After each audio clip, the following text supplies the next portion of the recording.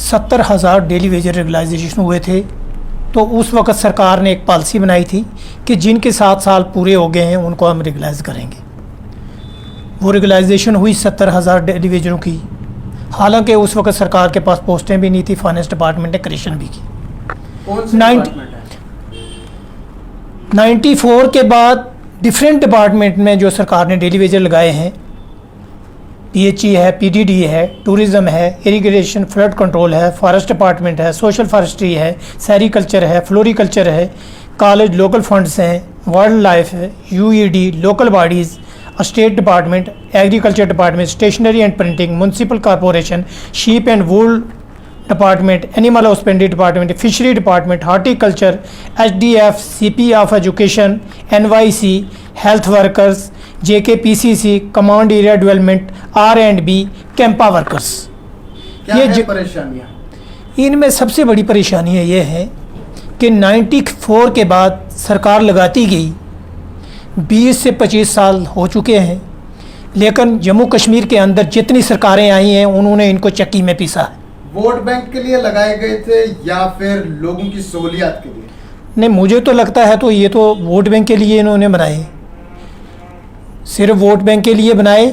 लेकिन इनको ये पता नहीं कि हमने इनको डिफरेंट रेट में, जैसे PHE में 200 पर, 250 पर भी लगाए, 500 पर भी लगाए, 2100 पर लगाए, उसके बाद 3500 पर लगाए, 4500 पर लगाए। आप जो रेट इनने बढ़ाया 750 रुपया पर मंथ ये लेते हैं। मेरा कहने का ये मतलब है कि वो भी जो इनको है वो 2-2 साल तक, 2.5 साल तक सैलरी नहीं मिलती। या वाइल्ड लाइफ के अंदर पिछले 1 साल से उनको सैलरी नहीं मिली। यहाँ PHE डिपार्टमेंट में 2-2.5 साल से जो है उनको सैलरी नहीं मिली। कभी सरकार बनाती है कि 12 वाउचर का मसला बना, 12 वाउचर उनके कैसे पूरे होंगे जब उनकी सैलरी जो है किसी फेस्टिवल पर निकलेगी या ईद पर निकलेगी या दिवाली पर निकलेगी, तो वो 12 वाउचर तो इनके पूरे होंगे नहीं। तो मेरा कहने का ये मतलब है कि सरकार को इसके लिए कोई ठोस पॉलिसी बनानी चाहिए थी, लेकिन अभी तक जम्मू कश्मीर के अंदर जितनी सरकारें आई हैं उन्होंने कोई भी इनके लिए कोई पॉलिसी नहीं बनाई। बिल्कुल नाज़रीन, हमारे साथ मौजूद हैं बाबू हसन मलिक साहब, स्टेट प्रेसिडेंट हैं government employees joint association revolutionary के। आपको बता दें कि ये वो लोग हैं, 70,000 लोग जिन्होंने अपना काम अभी तक नहीं छोड़ा। जम्मू कश्मीर में RC मुलाजमीन का मसला एक पेचीदा मसला है और सरकारें पिछले 90 के दशक से अभी तक इनको बेवकूफ़ बना रही है। वो किस तरह से 90 से लेकर अभी तक की, जहां तक मैं समझ पा रहा हूं कि 90 से लेकर अब तक सिर्फ वोट बैंक के लिए ही इन्हें इस्तेमाल किया जा रहा है। आपको क्या लग रहा है? एक दावा था, एक वादा था, 370 हटाया गया, उम्मीदें काफ़ी ज़्यादा थी। क्या लग रहा है? 371 दिन आज हो चुके हैं, 371 दिन आज हो चुके हैं। इस दौरान गवर्नर सत्यपाल मलिक जी, गिरीश चंद्र मुर्मू साहब, इन दौरान कोई काम हुआ? सर, मैं आपको ये बात बताऊं कि अगर आर्टिकल 370 ख़त्म किया या 35 इन्होंने ख़त्म किया, हम ये कहना चाहते हैं कि अगर आपने ये चीज़ें ख़त्म की हैं, यहाँ जम्मू कश्मीर को एक स्टेट था, स्टेट के बाद आपने उसको UT में तब्दील किया, लेकिन वो बेनिफिट जो बाहर सेंटर में मिलते हैं वो हमें मिलने चाहिए। लेकिन अभी तक जो हमारे जो ग्रेड्स हैं उनमें भी तोहफ़त है। जो सेंटर के ग्रेड हैं वो ग्रेड हमें नहीं दिएगी। हालांकि मीडिया में तो बड़ा उसको बढ़ चढ़ के बोला कि हमने जी यहाँ जम्मू कश्मीर के अंदर 7th पे कमीशन यहाँ लागू हुआ, लेकिन ये 7th पे कमीशन उससे पहले ही लागू हुआ था। हम ये कहना चाहते हैं कि अगर यहाँ जम्मू कश्मीर को आपने UT बनाया है तो वो जितने लॉन्सेस सेंटर के मुलाजमों को मिलने चाहिए थे वो यहाँ मिलने चाहिए। और फिर इन्होंने कहा था कि अगर यहाँ जम्मू कश्मीर को UT बनाया गया है तो यहाँ minimum wages act Jammu Kashmir के अंदर लागू करेंगे, लेकिन अभी तक वो भी यहाँ लागू करने में जो है, चाहे UT की सरकार है, वो भी उसको इम्प्लीमेंट नहीं कर पाई, मतलब नाकाम रही। बिल्कुल। हम ये कहना चाहते हैं कि जम्मू कश्मीर के जो मुलाजम, जो आर्जी मुलाजम हैं, उनके साथ बहुत बड़ी नाइंसाफ़ी है।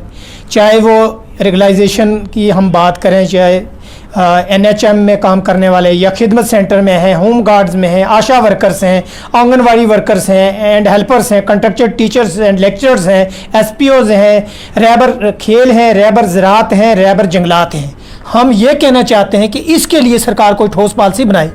होश ऑन द फ्लोर इन्होंने कहा था कि पिछले 10 सालों से यहाँ हमारे पास 1 लाख वैकेंट पोस्ट जो है, 1 लाख पोस्ट वैकेंट पड़ी है, लेकिन जम्मू कश्मीर के अंदर यहाँ कोई ऐसी पॉलिसी नहीं बनाई है। अगर पोस्टें हमारे पास खाली हैं, जितने ये लोग लगे हुए हैं, चाहे वो होम गार्ड में हैं या एसपीओ जितने लगे हैं, इनको हम एडजस्ट करें। सबसे पहले जो इनका हक जो इनका बनता है, फिर उसके बाद पोस्टें एडवर्टाइजमेंट करें। आपकी किस तरह की कोशिशें रही? हमारी कोशिश तो लगातार रही। हम पिछले आपकी कोशिशें एहतजाज में रही या सरकार को समझाने में भी कोई कोशिशें हैं? देखो, सरकार के साथ भी बहुत बार हमारी सरकार के साथ मीटिंग हुई।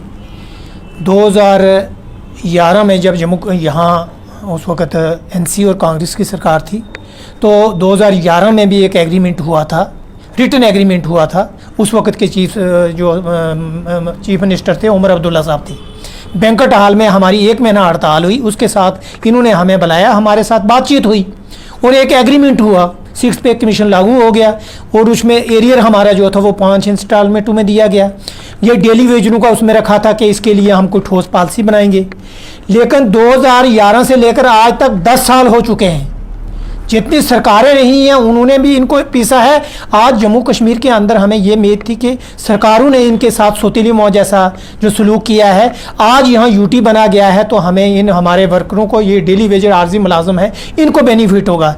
लेकिन अभी तक यहाँ कोई बेनिफिट नहीं हुआ। हम ये कहना चाहते हैं कि यहाँ बहुत बार हम एडवाइज़र को भी मिले, चीफ सेक्रेटरी साहब को भी मिले, लेफ्टिनेंट गवर्नर साहब को भी मिले, लेकिन यहाँ ग्राउंड लेवल पर कोई काम नहीं हो रहा।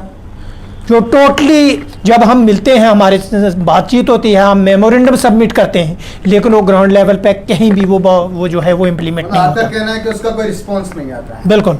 371 दिन हो चुके हैं। जी हाँ नाज़रीन, जम्मू कश्मीर में दफा 370, 35A स्टेटहुड या दूसरी चीजों को खत्म करने के बाद अब मुकम्मल हो चुके हैं 371 दिन। और 371 दिनों में एक भी दिन ऐसा ना गुजरा हो जिस दिन इन्होंने ये उम्मीद ना रखी हो कि आरसी मुलाजमीन का मसला शायद आज नहीं कल मसला हल हो जाए, लेकिन ऐसा कुछ नहीं हुआ। हम बात कर रहे हैं उन लोगों की जो आपके घरों तक बिजली पहुंचाते हैं, आपके घरों तक पानी पहुंचाते हैं। ये नहीं कि सिर्फ पानी और बिजली, आपके लिए तमाम वो सहूलियात दस्तयाब रखते हैं जिनकी आपको जरूरत है। कोविड-19 में आपने तमाम तरह की तस्वीरें देखी होंगी, कहानियां सुनी होंगी। परमानेंट मुलाजिम कम मिले होंगे, आरजी मुलाजिम ज्यादा मिले होंगे, मदद भी ज्यादातर हुई ही होगी। बहुत सारी जगहों पर बिजली के पोल नहीं होंगे, यहाँ पानी के टैंक्स नहीं होंगे, अस्पताल नहीं होंगे, लेकिन फिर भी ये लोग आपको मिले ही जरूर होंगे। उम्मीद है कि आप इनका दर्द समझ चुके होंगे। आपके आसपास में आपने कोविड-19 के दिन, कोविड-19 के 5 महीनों में जो तस्वीरें हम तक पहुंचाई कि किस तरह से आरजी मुलाजमीन की मदद हुई आम जनता की तरफ से, उम्मीद है आगे भी करेंगे, क्योंकि सरकार के पैकेज और दावे कब इन तक पहुंचे वो बात का सवाल है। पहले इंसानियत के नाते हमारा और आपका ही फर्ज है कि हम इनकी मदद करते रहें। आगे मैं आना चाहूंगा, क्या कहेंगे अगर इसी तरह के हालात रहे जम्मू कश्मीर में तो आरजी मुलाजमीन का अगला कदम क्या होगा? कितने लोगों ने अभी तक सुसाइड कर दिया, चाहे कोई भी महकमा हो, क्या है तादाद? आप स्टेट प्रेसिडेंट हैं। देखो, यहाँ तक जो मैं टेम्परेरी मुलाजम की बात करूँ, वो डेली वेजर जो हैं वो 1 लाख से ज़ायद हैं। 4.5 लाख जो मुलाजम हैं, जो परमानेंट मुलाजम हैं। अब होम गार्ड के लोग भी हैं, एसपीओ जो 35,000 हैं, 35,000 हैं। ये बड़े दुख की बात है कि होम गार्ड के जो एक पुलिस का कांस्टेबल है उसको सरकार 80,000 रुपये सैलरी देती है। एक होम गार्ड का या एसपीओ जो हैं ये भी वही ड्यूटी देते हैं जितनी वो परमानेंट मुलाजिम देता है। अब इनके साथ सौतीली मौत जैसा सलूक क्यों है? 2700 रुपया इनको दे रहे हैं और 6,000 और 10,000 और 12,000 जो है एसपीज को दे रहे हैं। ये कितनी बड़ी दुख की बात है। हम ये कहना चाहते हैं, अगर डिप्टी परमानेंट मुलाजिम एक जो कांस्टेबल डिप्टी देता है उसको, लोग ऐसे भी होंगे जिन्होंने अपनी जानें गंवा दी, प्रेशर में आके डिप्रेशन का शिकार हो गए, स्ट्रेस के चलते। बहुत सारे यहाँ पीडीटी के अंदर, पीएचई के अंदर जो है बहुत सारे लोगों ने सुसाइड भी किया है और इस दुनिया से वो चले भी गए हैं। उनका जिम्मेदार आप किन्हें ठहराते हैं? मैं कहता हूँ वो तो सरकार ही जो है, वो जो जम्मू कश्मीर की है वही उनकी जिम्मेदारी है। और जिन्होंने 94 के बाद जिन्होंने 94 के बाद लगाए हैं, आज आप उन लोगों का अशर देख रहे हैं। ये कुर्सियों टेबल जो सारी उम्र रहने वाले नहीं हैं। आप वो अल्लाह ताला किसी को भी नहीं बख्शता कि मैंने आपको इक़्तिदार की कुर्सी पर बैठाया है, आप कितना उस पर उतरते हो, लेकिन उसकी लाठी में आवाज़ नहीं। ये जो सज़ा जो मिल रही है ना, ये हमें उसी चीज़ की मिल रही है। बिल्कुल, कुदरत के कानून की काफ़ी ज़्यादा खिलाफ वर्जियाँ हुई। हमने अपने अंदर के इंसान को बिल्कुल छुपा के रखा है। अगर उसे जगाएंगे तो शायद ही हमें महसूस होगा कि यहाँ कोई हिंदू नहीं है, कोई मुसलमान नहीं, कोई सिख नहीं, कोई ईसाई नहीं, बस इंसान है। क्या कहेंगे आप, सबसे पहला धोखा आरजी मुलाजमीन को कहाँ हुआ? देखो, सबसे बड़ा जो इनको हुआ, जो रेगुलाइजेशन जो इनकी नहीं हुई, SRO 520, जब कोलिशन सरकार थी SRO 520 इन्होंने बनाया। हमने उस वक्त भी SRO 20 को जो है रिजेक्ट किया है। हम ये कहना चाहते हैं कि आप इनके लिए कोई ठोस पॉलिसी बनाए परमानेंट के लिए। तो सरकार इनको SRO 520 बनाया, 10 से 15 साल उसको इतने वेजेस दिए जाएंगे, 15 से 20 साल उसको इतने वेजेस दिए जाएंगे। हम ये कहना चाहते हैं कि 94 के तर्ज की तरह, पैटर्न की तरह, अगर आप उस वक्त 7 साल रखे थे, आज 10 साल रखो, तो इनको परमानेंट पॉलिसी होनी चाहिए। जो परमानेंट मुलाजमों को जितने लॉसेस मिलते हैं वो इनको भी मिलने चाहिए। वो भी एक बहुत बड़ा फ्रॉड किया गया जो SRO 520 था, और वो भी पिछले 4 सालों में एडमिनिस्ट्रेटिव डिपार्टमेंट में, फाइनेंस में पड़ा हुआ है। अभी तक उस पर भी कोई सैक की मीटिंग नहीं हुई। हम ये कहना चाहते हैं इसके लिए कोई ठोस पॉलिसी बने, और कोई रेगुलर जिस तरह परमानेंट मुलाजम जितने लॉसेस लेता है वो इनको भी मिलने चाहिए। अगर जम्मू कश्मीर में आरसी मुलाजमीन काम छोड़ हड़ताल करेगा तो जम्मू कश्मीर में क्या तस्वीर नजर आएगी? देखो, मैं सबसे पहले बात ये बताऊंगा कि हड़ताल जो है, ट्रेड यूनियन के अंदर जो है, जो सिस्टम है ना, वो सिस्टम यहाँ कुछ लोगों ने जो है वो बिगड़ा हुआ था। हम आप इसको सीधा करने की कोशिश कर रहे हैं कि यहाँ जिन लोगों ने माफिया, कुछ ट्रांसफ़रें, कोई लीडर बन गया, जैसे एजुकेशन के अंदर कोई लीडर बन गया, वो सिर्फ ट्रांसफ़र ही करवाता था, माफिया जिसको बोलते हैं, वो माफिया करता था। और फिर उसके बाद क्या हुआ, वो पॉलिटिकल पार्टी में चले गए। अगर किसी को पॉलिटिकल पार्टी में जाना है एज ए ट्रेड यूनियन से, सबसे पहले उसको रिज़ाइन करे, रिज़ाइन करके वो पॉलिटिकल पार्टी में जा सकता है। लेकिन employee joint action committee Jammu Kashmir में जो 4.5 लाख मुलाजमों की हर वक्त बात करती है, और पिछले 30 सालों से हमने दयानतदारी और ईमानदारी के साथ काम किया है। और हम ये कहना है कि अंदर के ही लोगों ने धोखा दिया। बिल्कुल सही बात है। देखो, मैं ये कहना चाहता हूँ कि ट्रेड यूनियन के अंदर दयानतदारी और ईमानदारी के साथ काम करना चाहिए। अगर यहाँ कुछ ट्रेड यूनियन के जो कुछ कोई लीडर जो बने हुए हैं, वो अभी भी, मुझे भी बहुत सारी कॉलें आती हैं कि लोगों से डेली वेजों से पैसे लेते हैं कश्मीर के अंदर और जम्मू के अंदर। मैं ये भी उनको भी वार्निंग देना चाहता हूं कि जो इस किस्म की हरकत करेगा, किसी से एक पैसा भी ले लेगा, मैं उसको CBI के अंदर और क्राइम ब्रांच में ये दे दूंगा। किसी को क्या हक है कि वो किसी डेली वेजर से पैसे लेके, आज मैंने एडमिनिस्ट्रेटिव डिपार्टमेंट में देने हैं, आज मैंने फलानी जगह ये पैसे देने हैं, आपको रेगुलाइजेशन की बात करनी है। ये मैं बिल्कुल इसकी कंडेम करता हूं। और जो भी मैंने सारे लोगों को बोल दिया है कि कोई भी आदमी इस किस्म की हरकत नहीं करे। हमने दयानतदारी और ईमानदारी के साथ काम करना है और करते रहेंगे। इसके साथ अनामली का जो मुद्दा है, जो क्लरिकल का जो मुद्दा है, 1/1/1996 में 15 कैडर की अनामली जम्मू कश्मीर के अंदर जो है डिफरेंट डिपार्टमेंट की अनामली इन्होंने दी, जिनको इन्होंने 1/1/1996 से नोशन ली और मॉनिटरी 19/2/2003 से उनको फैक्ट दिया। हमने क्लरिकल की हड़ताल यहाँ 2-3 महीने हड़ताल की जम्मू कश्मीर के अंदर। उसके बाद यहाँ BJP और PDP की सरकार थी। इन्होंने हमारे उस वक्त के फाइनेंस मंत्री जो थे, बुखारी साहब थे, इन्होंने हमारे साथ मीटिंग की। मीटिंग करने के बाद इन्होंने कहा कि ये 3 हफ्ते के अंदर अंदर हम आपका इशू जो है सेटल करेंगे। उसके बाद वो 3 हफ्ते भी गुजर गए, कुछ भी नहीं हुआ।